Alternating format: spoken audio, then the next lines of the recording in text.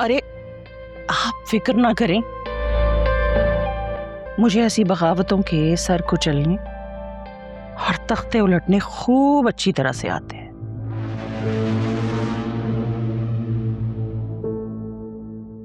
मेरी वासे से बात हो गई है, 2-4 दिन में हम निकाह की तारीख लेने के लिए चले जाएंगे। बस देखिएगा, एक बार निकाह हो गया ना तो सब अंडर कंट्रोल आ जाएगा, रुखसती बाद में होती रहेगी। एक बार फिर सोच लो, मेरा दिल मुतमईन नहीं है, मुझे नहीं लगता वो मानेगी। अरे सब ठीक हो जाएगा ना, आप क्यों परेशान होते हैं, मैं हूं ना, मैं सब संभाल लूंगी। बस आप अपनी तबीयत का ख्याल रखें, आप बिल्कुल परेशान ना हो। अच्छा, मैं आपके लिए अच्छी सी गर्म चाय बना के लाती हूँ। ऐसे परेशान बैठे रहते हैं। अल्लाह खैर रखे।